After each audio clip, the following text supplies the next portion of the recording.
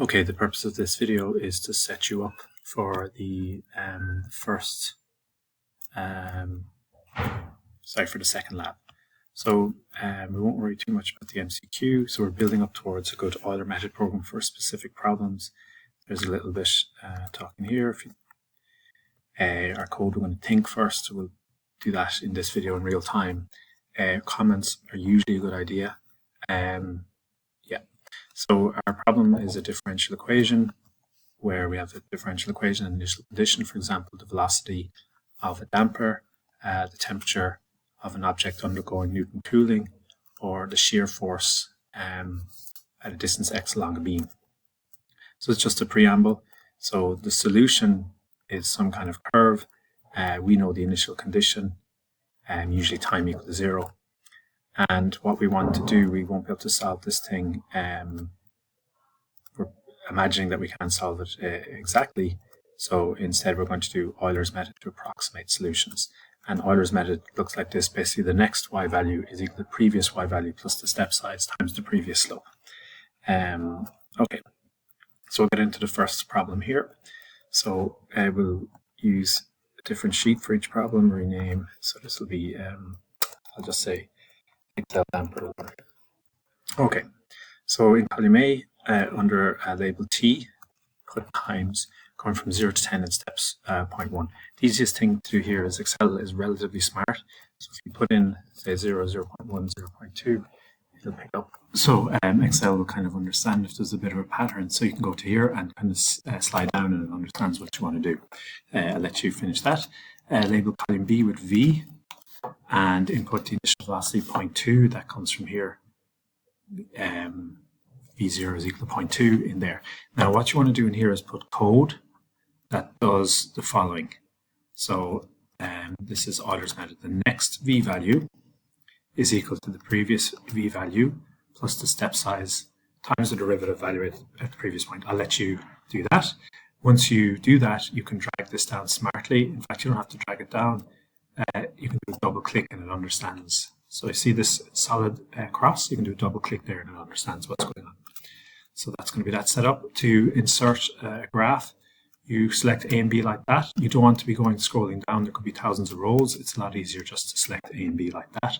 And you would then insert whatever graph you want. Okay, so hopefully you can do that. If you're stuck, if you can't figure this out, you can go back and look at the second video. In the second one, it's kind of similar. So this is the goal-seek one.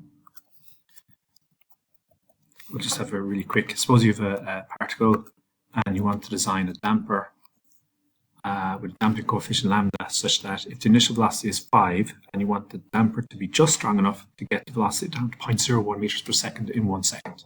So how could we do this? Well, in theory, what you could do is you could solve the problem exactly and kind of solve velocity time 1 equal to 0.01. But if you had a scenario where you couldn't actually solve it exactly, you had to use numerical methods, you'd have to probably just do trial and error, try to do different values of lambda to do the thing that you want. That could take you ages. You could do some kind of bisection method, but goal-seek essentially in Excel is it's going to do it for you. It's going to try all the values for you. So this problem is ostensibly similar. So you've got the time, and you're going this time in steps of 0.01.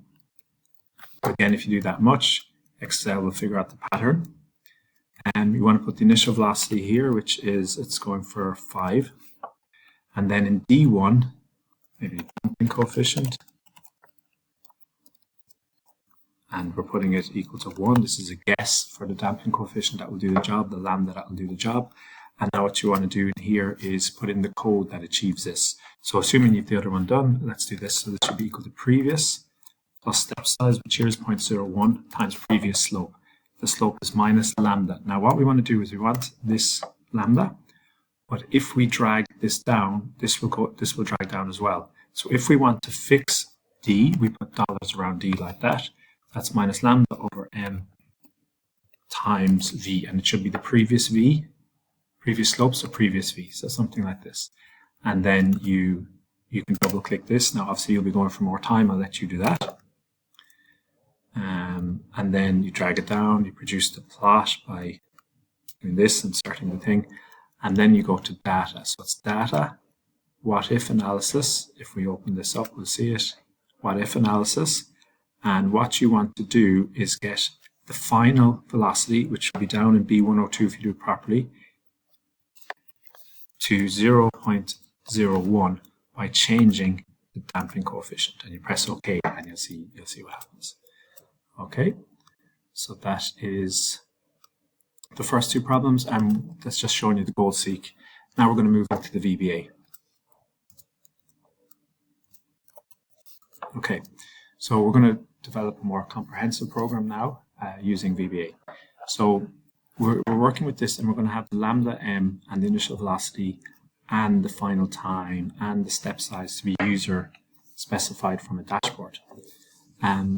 So we call this a worksheet dashboard, and what we're going to do is we're going to have these as variables, and we're going to take their values off the dashboard, and the idea is that, say, you can change that 10 to whatever, 2, and rather than going into coding, just press the button.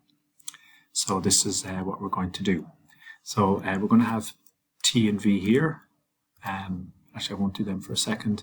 I'm going to come over to F here. I'm going to put in M. Lambda, I'm just going to put in lambda. I'm not too concerned how you actually do it yourself. If you want to do something else, V0, that's in the wrong place. So the initial velocity, the step size, and the final time. Okay. So we're going to set up this dashboard, give some values of these, say 2.2, these can be whatever you want, 0.05, final time of 10. And a good way to launch your code is with insert a button, an ActiveX button. So put that there. There we go. And if I double click that, it'll bring up my code. Now what I want to do here is I want to do option explicit to capture spelling errors and stuff like that. Okay, now there's some code down here that you can put in. Now this, the manual kind of repeats itself. So here we've got defining variables, giving them initial values. So that's 2, 3, 4, that's defining the variables and giving the initial values. So 2 to 5 will already be done here. So this is our time variable, our velocity variable, our mass, our damping coefficient, our step size for Euler's method, our final time, and R is the row number. That's going to play the role of our counter, and it's a whole number, so that's an integer. And then initial values, we're always going to start the time nearly always at 0. The velocity cells to 8, we're pulling it from here. The mass 2.6, we're pulling it from here. Lambda, hold from here, H from here, final time from here. And we're going to start the row at 2 because we're going to have the labels T and V there. And we're going to start at row equal to 2, then row equal to 3, row equal to 4, etc. So I'm going to put in these kind of things. View my code over here. So you can copy these down, but actually, you know, it should, okay. So dim T as double, that's the time, dim V as double. And in terms of like commenting, typically we'd look at define variables. We'll give almost always all variables initial value. And then your loop is going to do two things. It's going to print current T and V, the variables of interest, calculate next T, V, and something else, which we'll just set up. So I'll just put all these in. Dim M as double, dim lambda as double, dim H as double, dim TF as double, that's my final time, dim R as integer. And now give everything initial values in order. If we want T equals 0, V, hold from the dashboard, it cells row 2, column 8. Can I be lazy here? Yes, I can. Okay, so that's all that done. Now this, as I said, so a subroutine. Now, one of the things we're going to want to do is we're going to want to run this multiple times. And what happens is when we insert a graph, if we run it multiple times, if we change the final time, there might be there could be old data, and we plot it, we might get two curves, and, well, a bit of the new curve and a bit of the old curve. We don't want that. So what we're going to do is do something called record a macro. So this is to record some Excel actions as VBA code. So record macro, this one is called macro 1. And I'm going to select, this is the old data. I'm going to press delete on my keyboard, and I'm going to put T and V back in. I'm going to stop recording. Now that has been saved as code. If I go to the modules, here is that code. I can copy and paste that into mine, or I can just do call macro 1. It's probably easier, and I'll probably do this at the very start. Okay, now in terms of what you need to do after this, we're into the loop. So the pseudocode, go to page 204. This will give you an assignment situation. So we're looking at maybe do stuff loop while. Okay. So it said do, then this is the two stuffs, and loop while. So okay. Now what we want is we want to keep on going while the time is less than the final time. You do not want to go until the time is equal to the final time, because if you've 0.1s, the computer actually rounds up 0.1s or rounds 0.1s. It can't do exact arithmetic with tenths. So the computer has 2 fingers rather than 10. So this is a more appropriate thing. So not until t equal to tf, that will do an overflow. Okay, the printing. So there's a little footnote here. Printing looks like this. So if you want to print x in row I, column j, you do cells ij. Now we want to print the times in column 1. So column 1 equal to t, and we want the row to be a variable, initially to be 2. So that's going to print the time. You're also going to want to print the velocity, calculate the next time. Just go back. How did you get from one time to the next here?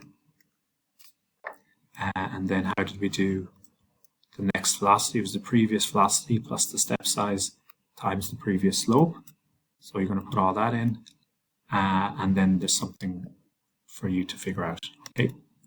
And then when we complete the program, we'll run through these with you. We'll look at all these things. We'll look at this error analysis. We'll do that later. Hopefully you have your program running. Write down something in your manual that I can correct the next time you're in a lab. Okay, so that's all set up. And now let's set up the exercise. So the exercise is just another VBA.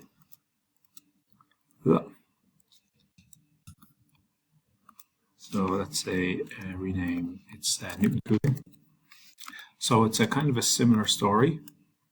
We're going to have times and temperatures. Our dashboard, we're going to have K is user defined, I guess step size, final time, the initial temperature, and the reservoir temperature. So these are all our variables. Again, insert an ActiveX control button. So option explicit. And similar story, so define variables, including a row, give initial values. And then the loop, which will do print current, this time and temperature, calculates next time, temperature, and something else, which I'll leave for you to figure out. Okay, so that's the basic structure of that. And then again, if you write your program, you can write something in your manual for these. So I seem to, yeah, okay. Now we have one more problem here, which we'll look at. So similar story, there's just one thing to look out for. So this one, I'll have to make this bigger just to get a good name on it. Ooh, so rename shear force. Okay, so this one is going with X and V. It's a dV/dx situation. Now we want to take from the dashboard H. Okay, so say H, step size, span, load factor. Oh, H. I think it's working a bit funny. L, it's not going to the next thing. Load factor W0, and that's, I think, enough information. And then again, insert your ActiveX control button, option explicit, and pretty much what we had previously. Now there's one note here to mark. I guess we want to loop until, so X is going from 0 to the span until X is bigger than L, something like that. And something that's going to be important in the loop is, say you have printed X, printed v, if you then do x is equal to x plus h, and then you try and do Euler's method, the next v is equal to previous v plus step size times the slope. Now you'll have to put this as the slope, you'll have to put all this stuff in. So it's got loads of stuff, w0 divided by square root. You might have to check, is that the right way to do square root? I think it is. I think, so say something like that, I don't know, I'll just do a little Google. Square root in VBA, SQR, there you go. So Google is your friend, I guess. The pi, it's probably explained how to do down here. I'm just going to put a on this. So you do the rest of it, blah, blah, blah, blah, blah. Everybody's put it in, so it's like a worksheet. So something from Excel that you know how to do, you call worksheet function dot pi. So if it was some other worksheet function, you could do that worksheet function dot whatever the function is. Pi is a very funny function here. You basically give it no input and that produces the output. So it's like f of x where you don't put in any x. So it's like pi of x, but you don't put it in. It's kind of weird. And then times exponential. And then we've got minus x minus L over 2 squared. Now this is going to cause an issue because this is supposed to be the previous slope, but you've already upped the x to the next x. So this is now the next slope. So here what you can do is you can just swap them. There are alternative things you can do, which are kind of described above in our mark. So you could swap them, which is what we did. You could get the x from your printing. You could have an x previous variable, or what you could do is you could actually have an additional thing k, which would be the slope, and you calculate the slope in terms of x using the old x, and then you just put in here, you put in the k. So you calculate the slope, then you can calculate the next x, and then you can calculate the next v, where you've calculated the slope you first using the old x. That will work. So hopefully that sets you up. In the next video, we're going to finish all of this.